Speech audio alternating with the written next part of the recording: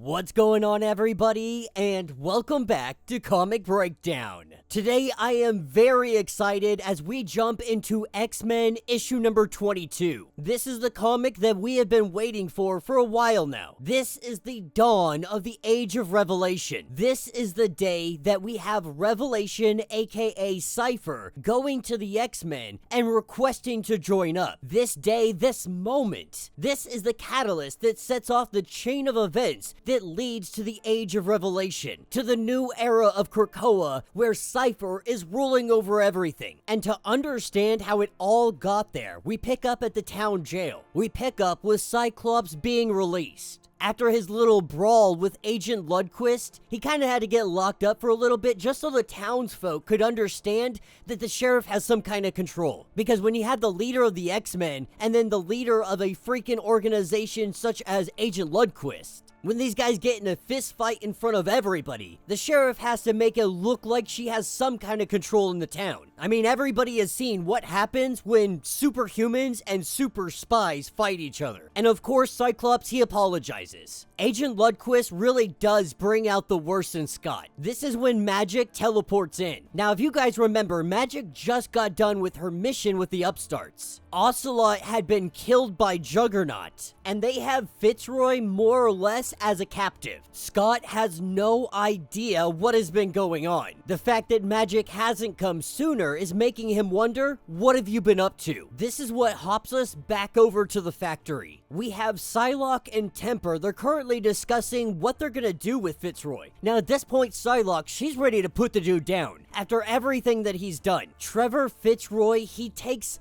a kind of joy in the killing. A man that has no regrets for the many sins that he has committed. But now we have to ask, what are we gonna do with him? Are we just gonna keep him here forever? What is our plan? And Psylocke has an idea. Some years ago, Fitzroy had murdered somebody. A crime that Christopher Harrison would be very interested in, A.K.A. King Bedlam. She thinks that if they hand over Fitzroy, they might actually be able to make an alliance with Bedlam and all his hellions. While they conjure up this plan, we head over to Glob and Juggernaut. Now, Juggernaut, he's sitting here helping Glob out, but the big thing comes when Beast chimes in. Beast has come to confront him about their unauthorized outing. More accurately, where he twisted off the head of Ocelot. And when confronted by it, Juggernaut says, yeah, so what? Beast is going to argue that they're X-Men, that the X-Men don't kill people. The way Juggernaut sees it, like, says who? Like, have you taken a look at the X-Men team? Look at the members that are currently on it, and then tell me that the X-Men don't kill. This is where we get at the real root of Beast's problem. It's Beast's little new crush, Jennifer. A traumatized woman just witnessed Juggernaut murder Ocelot. Beast is concerned that this is going to affect Jennifer in very negative ways. But this is where we see Juggernaut take off his helmet, and he tells Beast, like, you gotta listen and listen well. Like, Jen, she had to get out there. She had to face the upstarts. If she didn't, she would never stop being scared of them. No one twisted her arm. She wanted to go. She wanted to face her fears. She wanted to be an X-Men. And when Beast reiterates that you tore off Ocelot's head in front of her, Kane says, yeah, I did. And I'll do it again, too. Because how many mutants have the upstarts killed? How many more would they have killed had I not done it? You say that we're not a death squad, maybe you're not. But Kane is on the ground, he's in the field, he is the one in the fight. And as you guys love to remind him, this isn't even his fight. He is constantly reminded that he is not a mutant.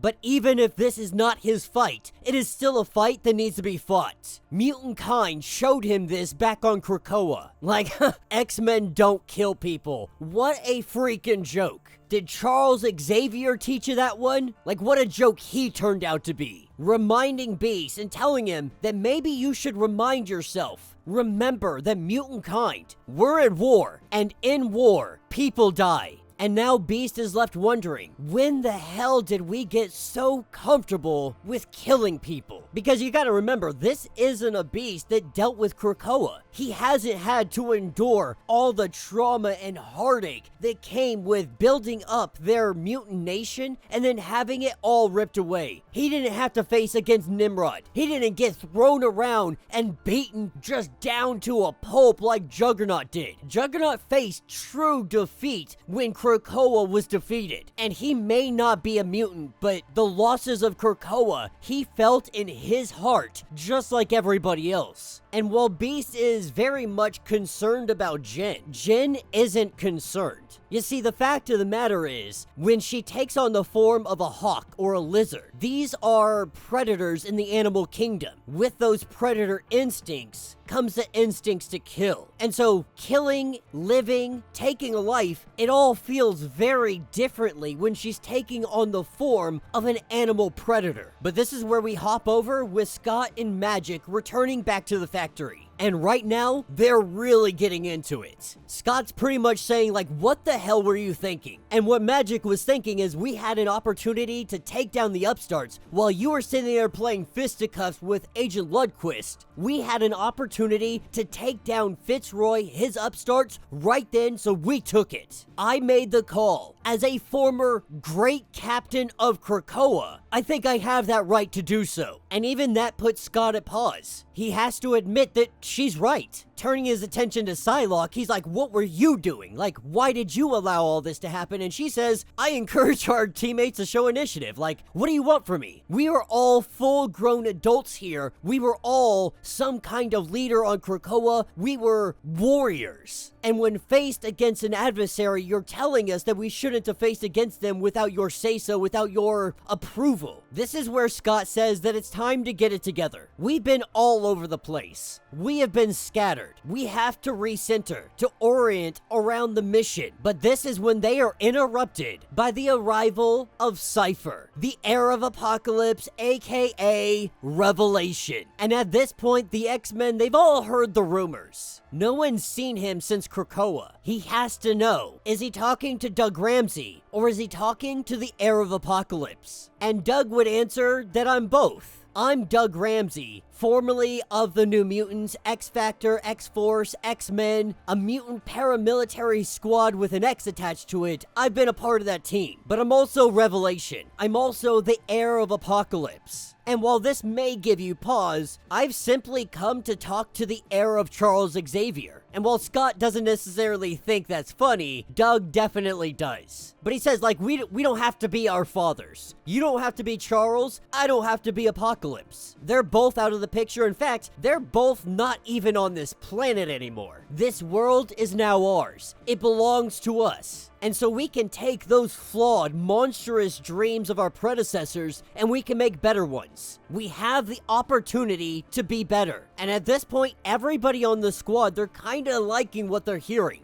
But the biggest question is, what do you want from the X-Men? And Doug says, we just want to join. Me, Warlock, and Bay the Blood Moon. We all want to be a part of this. Now, Scott says that the X-Men, they're not a democracy, but maybe it's time that changes. So he leaves it up to everybody. And for the most part, everybody agrees. Quentin Quire, Magneto, Psylocke, Temper, Magic, Juggernaut, Glob, all but 2 abstain from this. And with an almost unanimous vote, they welcome them to the X-Men. But as Doug Ramsey goes to shake his hand, this is when Scott is hit with some kind of energy in his brain, in his mind. But this is no psychic attack. It's almost as if his brain is phasing in and out. And he doesn't even know in and out of what. But we do know, because in the age of Revelation, in the future that takes place, Scott sends a message back in time. He sends a message back to himself, to remind himself, to tell himself that Revelation, Doug Ramsey, the heir of Apocalypse, will be your ultimate doom. And that is where this issue will end. So let me know what you guys think down in the comments. Definitely not a bad start to our story. You guys know I'm here for it. Now, this isn't the second era of Krakoa that we were hoping for, but it's the one that we're getting temporarily. And you know what? I'll take it. Now, we've all looked over the Age of Revelation stories and titles. Some of these, like Radioactive Spider-Man, they seem almost completely unnecessary.